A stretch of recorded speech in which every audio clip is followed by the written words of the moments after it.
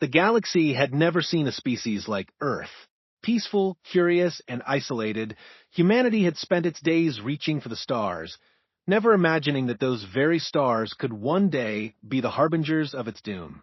But when a desperate alien distress signal shatters that illusion, humanity is faced with an enemy unlike any before. The Void Hunters, a brutal empire that devoured 73 civilizations, are coming, and Earth has been marked for destruction. With only 14 months to prepare, the clock begins ticking, and the New Horizons crew discovers that survival isn't just about technology, it's about human ingenuity. Earth's governments, once divided, must unite for a fight they never thought they'd face. From peaceful explorers to deadly warriors, humanity's transformation is about to begin, and the galaxy will learn what happens when Earth answers the call.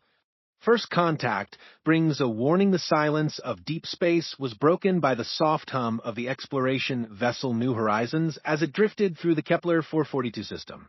Captain Sarah Chun stood at the observation deck, watching distant stars through the reinforced viewport. Her coffee had gone cold hours ago, but she barely noticed.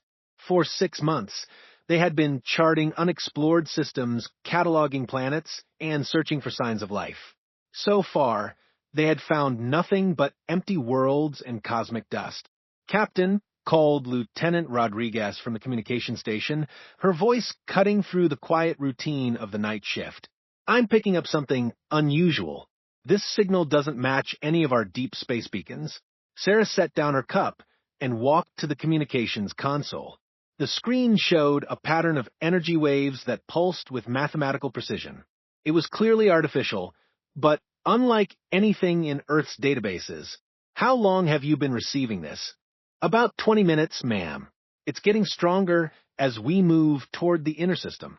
Rodriguez adjusted her headset and frowned. "Captain, this isn't random noise. Someone is trying to communicate." Dr. Marcus Webb, the ship's linguistics expert, appeared at Sarah's shoulder. Even though it was well past midnight by ship time, the elderly scientist looked wide awake. "May I?" he asked, gesturing toward the console. Sarah nodded, and Marcus began running the signal through various analysis programs. His fingers flew across the keyboard as he applied different mathematical filters and translation algorithms. The bridge crew gathered around, sensing that something important was happening. "It's using prime numbers as a base," Marcus said after several minutes. "Whoever sent this understands mathematics the same way we do. They're trying to establish a communication protocol." Sarah felt her heart rate increase. In all of humanity's expansion into space, they had never encountered another intelligent species. There had been theories and hopes, but no proof. Until now. "Can you decode it?" she asked. Marcus nodded grimly. "I think so, but it's going to take time. The signal is complex, layered with multiple meanings. This isn't just a simple greeting." For the next 4 hours, Marcus worked without stopping.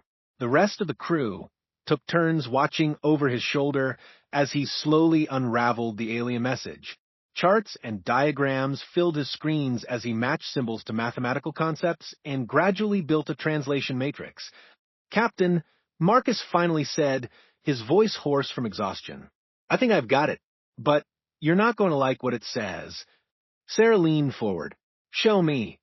The main screen displayed the translated message in clear English text.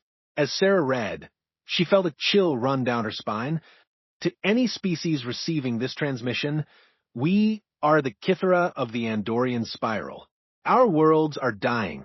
The Void Hunters have found us, and soon they will find you. We have watched your radio signals for decades. We know of your world, your people, your dreams of peace among the stars. Do not seek peace with the Void Hunters. They know only consumption and death. They have destroyed 73 civilizations. We will be the 74th. You must prepare. You must fight. Time grows short." The bridge fell silent. Sarah read the message again, hoping she had misunderstood, but the words remained the same. "There's more," Marcus said quietly. He activated another screen. Attached to the message are star charts, tactical data, and what appears to be a countdown timer. The timer showed 14 months, 6 days, 11 hours, and 23 minutes. It was counting down. Sarah's military training kicked in. She had served in the Colonial Marines before becoming an explorer, and she recognized a threat assessment when she saw one. Rodriguez, open an emergency channel to Earth Command. Priority Alpha. Webb, I want everything you can extract from this signal.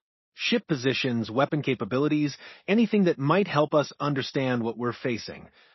Captain, called Ensign Thompson from the sensor station. I'm detecting a massive energy signature approaching from the outer system. It's not one of ours. Sarah moved to the tactical display. A large object was moving toward them at incredible speed. It was clearly artificial, but its configuration was unlike any human vessel. Shields up, Sarah ordered. All hands to battle stations. The ship's alarm klaxons began to wail as the crew rushed to their positions. The New Horizons was an exploration vessel, not a warship, but it carried basic defensive systems. Captain Thompson reported, the object is slowing down. It's trying to match our course and speed. On the main screen, a sleek silver ship materialized from the darkness. It was beautiful in an alien way, with flowing curves and surfaces that seemed to shift like liquid metal. Lights pulsed along its hull in the same pattern as the distress signal. They're trying to communicate, Rodriguez announced.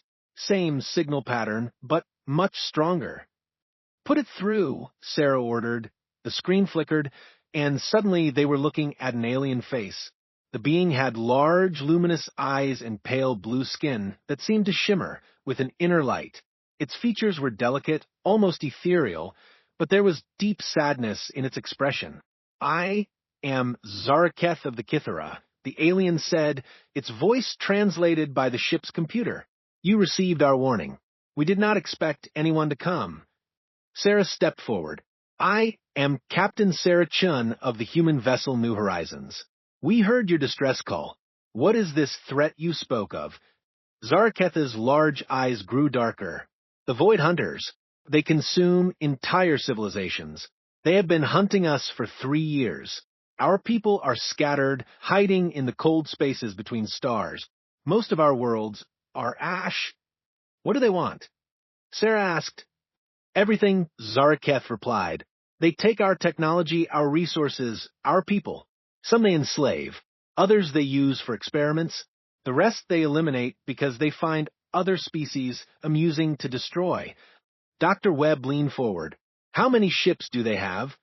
50,000 war vessels, perhaps more, each one capable of destroying a planet. They move like a plague across the galaxy, leaving only silence behind them. Sarah felt her blood run cold. 50,000 ships. Earth's entire space fleet consisted of maybe 300 vessels, and most of those were civilian transports. Why are you warning us? Sarah asked. Because you are young, and the young should have a chance to grow. Because in your radio transmissions, we hear the same hopes and dreams that once filled our own people. Because the Void Hunters have marked your world for harvest, and you deserve to know what is coming. How long do we have? Zaraketh's expression grew even more sorrowful. They move slowly, savoring the fear they create. Your world has perhaps 14 of your months before they arrive. We have studied your species through your broadcasts. You are explorers, dreamers, builders. Like us, you know little of war. The Void Hunters have never been defeated. Sarah straightened. Then they've never fought humans. Something flickered in Zaraketh's eyes. You speak as if you have hope. The Corvani had hope. The Ethereals had hope. The crystalline hegemony had fleets twice the size of yours. All are extinct. Maybe, Sarah said, but none of them were human. Over the next several hours, Zaraketh shared everything the Kitharan knew about the Void Hunters. Their ship designs, their tactics, their technology. It was a gesture of desperate hope from a dying species. When the alien ship finally departed, Sarah found herself alone on the bridge, staring at the data they had received. The enemy was vast, experienced, and merciless. By every reasonable measure, humanity was doomed. She activated the ship's communication system. This is Captain Sarah Chun of the New Horizons to Earth Command. We have made first contact with an alien species. We are also now at war. The response came 12 hours later, after the subspace transmission had crossed the light years to Earth. Admiral Rosa Torres, head of Earth's combined fleet, appeared on the screen. She was a stern woman in her 50s, with silver hair and eyes that had seen too many battles. Captain Chun, the Admiral said, "I've reviewed your report. This is either the most important day in human history or the last. I'm ordering you to return to Earth immediately. We have work to do." "Admiral," Sarah said, "the enemy has 50,000 ships. Our entire fleet is 300 vessels." Admiral Torres smiled, but it was not a pleasant expression. "Then we'll have to build more ships, and we'll have to build them better. Captain, humanity has one advantage in this fight. We've been preparing for war our entire existence. We've just never had to fight it in space before." As the New Horizons began its journey back to Earth, Sarah stood once again at the observation deck. The stars looked different now. Instead of peaceful lights in the darkness, they seemed like warning beacons, marking the path an enemy fleet would soon follow. Behind her, the ship's computers were already analyzing the Kithra data, searching for weaknesses in the Void Hunter fleet. In 14 months, humanity would face extinction, but they wouldn't face it unprepared. The universe was about to learn what humans could do when their survival was at stake. The Void Hunters had destroyed 73 civilizations. They were about to meet their 74th target, and for the first time in their existence, they were going to lose. The human way of war, the transformation of Earth, began within hours of Captain Chen's report reaching home. What had once been a peaceful civilization, dedicated to exploration and scientific advancement, became something the galaxy had never seen before. Every factory, every shipyard, every research facility was converted to a single purpose, preparing humanity for the greatest war in galactic history. Admiral Rosa Torres stood in the newly constructed war room deep beneath the Rocky Mountains. Around her, holographic displays showed the progress of humanity's preparation. Shipyards that hadn't existed 6 months ago now orbited Earth, Mars, and the outer planets. The asteroid belt had become a massive mining operation, feeding raw materials to the construction effort. Admiral reported Dr. Elena Vasquez, Earth's leading weapons researcher. "The Kithra data has given us insights we never could have achieved on our own. The Void Hunter ships are massive, heavily armored, and designed for overwhelming firepower. They fight like ancient naval vessels in formation, relying on their superior numbers and technology." Admiral Torres studied the tactical displays showing Void Hunter ship configurations. Each enemy vessel was the size of a small city, bristling with weapons that could shatter planets. "What's their weakness?" "They're predictable," Dr. Vasquez replied. "According to the Kithra records, they use the same tactics against every species. They arrive in system, form battle lines, and overwhelm their enemies through sheer firepower. They've never faced an opponent that refused to fight them on their terms." Commander Jack Razor Mitchell, humanity's best pilot and now head of flight training, leaned forward. "What are you suggesting, Doc?" Dr. Vasquez activated a new display. "Instead of building ships to match theirs, we build ships they can't hit. Small, fast, maneuverable, like a swarm of angry wasps attacking an elephant." The design that appeared on the screen was revolutionary. The ships were tiny compared to traditional vessels, barely large enough for a single pilot. But they were fast, incredibly fast, and armed with weapons specifically designed to exploit weaknesses in Void Hunter armor. "How many can we build?" Admiral Torres asked. "If we convert every aircraft factory on Earth and establish production facilities throughout the solar system, we can build 50,000 of these fighters in the time we have left," Dr. Vasquez said. Commander Mitchell whistled softly. 50,000 ships means 50,000 pilots. Where are we going to find that many people crazy enough to fly into battle against aliens?" Admiral Torres smiled grimly. "Commander, you'd be surprised how many people volunteer when the survival of their species is at stake. The recruitment effort was unlike anything in human history. Pilots came from every nation, every background, former military aviators, civilian pilots, even video game champions who had spent years perfecting their reflexes in virtual combat. They came from farms and cities, from rich families and poor ones. The only requirement was the willingness to fight for humanity's survival. But the real breakthrough came from an unexpected source. Dr. Kenji Nakamura, a neuroscientist who had been studying human brain patterns, made a discovery that would change everything. Admiral, Dr. Nakamura explained during a briefing, human brains are different from other species we've studied through the Kithra data. We have a unique ability to process multiple streams of information simultaneously while maintaining individual creativity and intuition. He showed them brain scans of human pilots connected to experimental neural interfaces. With these devices, a single human can control multiple ships while coordinating with dozens of other pilots. We can create a true hive mind while preserving individual thought and initiative. The implications were staggering.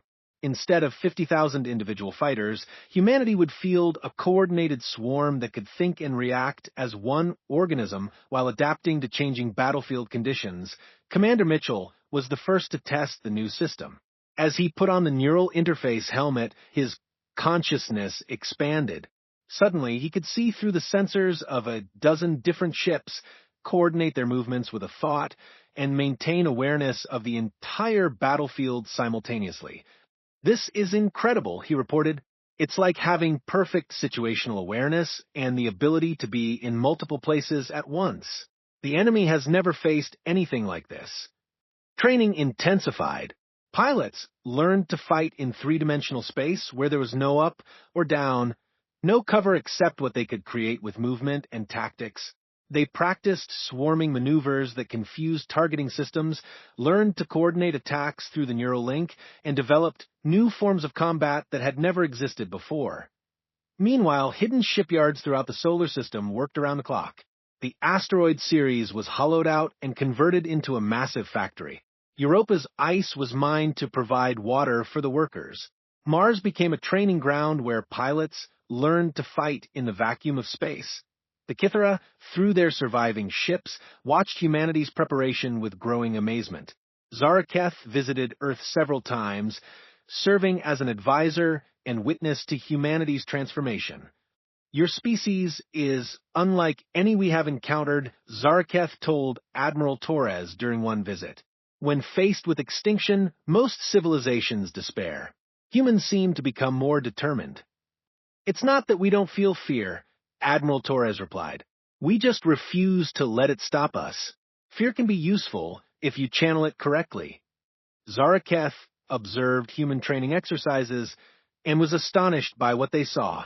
Human pilots performing maneuvers that should have been impossible, coordinating attacks with precision that exceeded computer calculations, adapting to changing scenarios faster than any artificial intelligence. "How do they learn so quickly?" Zaraketh asked Dr. Nakamura. "Humans have been fighting each other for thousands of years," the scientist explained.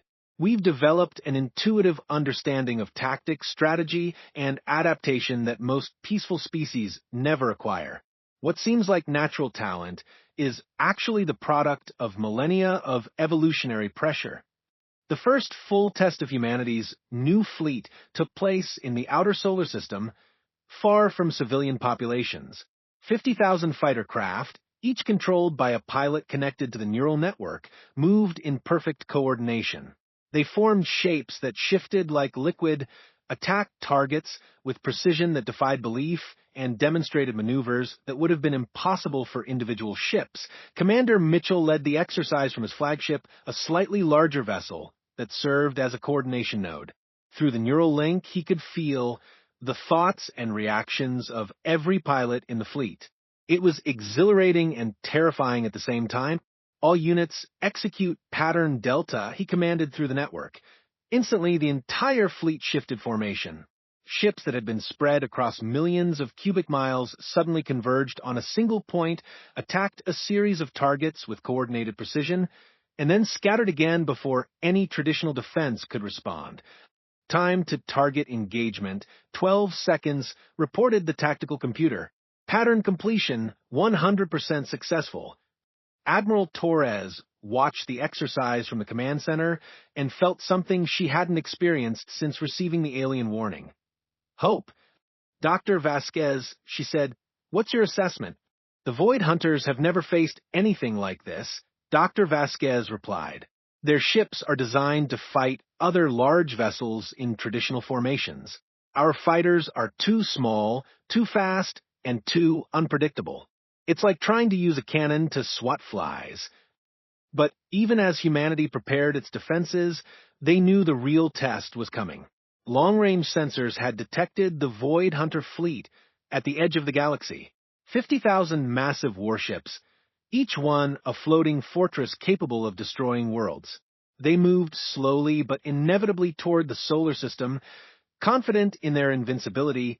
The aliens had no idea that their next target was different from all the others. They expected to find another peaceful civilization that would surrender or fight conventionally and lose. Instead, they were approaching a species that had spent its entire existence learning how to fight impossible odds, and as the final preparations were completed, humanity's leaders gathered for one last briefing. The fleet was ready, the pilots were trained, and the defenses were in place. In just a few days, the Void Hunters would arrive, expecting another easy conquest. Admiral Torres looked around the room at the faces of humanity's defenders. Pilots who had volunteered to fly into certain death, scientists who had worked without sleep to create impossible weapons, engineers who had built a fleet from nothing in less than a year. "Ladies and gentlemen," she said, "the enemy believes they are coming to harvest another helpless species. They're about to learn that humans are the one thing they've never encountered before, a species that gets more dangerous when threatened. They've destroyed 73 civilizations. They will not destroy the 74th. Outside, in the darkness of space, humanity's fleet waited in hidden positions throughout the solar system. 50,000 small ships, each one piloted by a human who understood that failure meant the extinction of everything they had ever loved.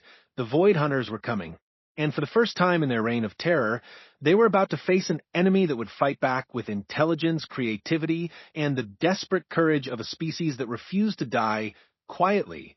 The greatest battle in galactic history was about to begin. When humanity strikes back, the Void Hunter fleet emerged from hyperspace at the edge of the solar system like a dark plague spreading across the stars. Supreme War Master Krell stood on the bridge of the massive command dreadnought Eternal Darkness, watching his sensors catalog the human civilization he was about to destroy. 50,000 warships spread out behind him in perfect formation, each one a monument to the Dominion's power. Another primitive species, Krell's tactical advisor, reported. Radio transmissions indicate they have achieved basic space travel, but their military technology appears limited. Standard conquest protocols should be sufficient. Krell nodded with satisfaction. In his 300 years of service, he had overseen the destruction of 17 civilizations. Each conquest followed the same pattern. Arrive in overwhelming force, demand surrender, then systematically eliminate any resistance. It had never taken more than a few days. "Begin the approach," Krell commanded. "Send the standard surrender demand. Inform these humans that they have 6 hours to submit to Dominion rule or face complete annihilation." But as the Void Hunter fleet moved deeper into the solar system, something unexpected happened. The human response was not what they had planned for. Deep in the asteroid belt, Commander Jack Mitchell felt the neural link come alive as 50,000 human pilots connected to the network simultaneously. The sensation was overwhelming at first, like suddenly hearing the thoughts of an entire city, but his training took over, and he focused on the task at hand. "All units, this is Razor," he transmitted through the neural link. "The enemy has arrived exactly as predicted. They're maintaining their standard formation, just like every other conquest. Execute Operation Swarm." Throughout the solar system, hidden human ships came to life. They had been waiting in the shadows of asteroids behind planets in the cold spaces between worlds. As one, they began to move toward the advancing enemy fleet, but they didn't move like any military force the Void Hunters had ever encountered. That on the bridge of the eternal darkness, Krell watched his sensor displays with growing confusion. Instead of forming defensive lines or attempting to flee, the human ships were scattering in all directions. Some headed directly toward his fleet, others moved to the flanks, still others seemed to be retreating toward the outer planets. What is their strategy? Krell demanded. Are they attempting to surrender? Unknown War Master, his advisor replied. Their movements appear random. Many of their vessels are extremely small, barely registering on our sensors. Ignore the small craft, Krell ordered. They cannot threaten our dreadnoughts. Focus on locating their primary fleet. Sarah's fighter darted between the massive gun turrets of a Void Hunter dreadnought, too small and fast for the weapons to track. She fired a precisely aimed burst at a sensor cluster, then spun away as other fighters swarmed around the same target. The effect was immediate. Blinded by the loss of their sensors, the dreadnought began firing randomly, hitting nothing but empty space and occasionally damaging other Void Hunter ships. Across the battlefield, the same scene was repeated thousands of times. Human fighters swarmed the enemy fleet like wasps attacking giants, striking at weak points, disrupting communications, and creating chaos in the Void Hunter ranks. War Master, his tactical advisor, reported with growing panic, "We are taking heavy damage to our sensor and communication systems. The small enemy craft are targeting our critical systems with surgical precision." Krell felt something he had never experienced in 3 centuries of conquest: confusion. His fleet was designed to fight other massive warships in traditional formations. These tiny human ships were attacking in ways that made no sense according to military doctrine. Order all ships to target the small craft, Krell commanded, but the order never reached most of his fleet. The human attacks had severed communication links throughout the Void Hunter formation. Individual ship commanders found themselves isolated, unable to coordinate with their allies, fighting an enemy that seemed to be everywhere at once. Dr. Elena Vasquez watched the battle from the command center on Earth, monitoring the performance of humanity's weapons. The human fighters were armed with specialized tools designed specifically to exploit Void Hunter weaknesses. Instead of trying to destroy the massive enemy ships completely, they targeted critical systems. Engines, weapons, life support in command centers. "It's working perfectly," she reported to Admiral Torres. "The enemy ships are too large and slow to defend against our fighters. They're like whales being attacked by piranhas." But the most devastating weapon humanity deployed was not any physical device. It was their ability to adapt and improvise in real time. Through the neural link, human pilots shared information instantaneously. When one fighter discovered a new weakness in Void Hunter armor, every pilot in the fleet knew about it within seconds. When enemy ships attempted new defensive maneuvers, human tactical responses spread through the network faster than any computer could calculate. Commander Mitchell felt the collective intelligence of 50,000 human minds working together while maintaining their individual creativity and initiative. It was like conducting an orchestra where every musician could improvise while maintaining perfect harmony with the whole. "Enemy formation is breaking apart," he reported through the network. "Execute Phase 2. Hit them while they're confused." The human attack pattern shifted instantly. Instead of harassing individual ships, the fighters began coordinating massive swarm attacks against the largest Void Hunter vessels.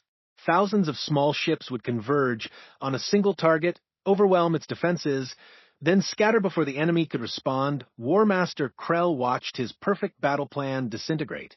Ships that had fought together for centuries were breaking formation, fleeing in panic, or firing wildly at enemies they couldn't see.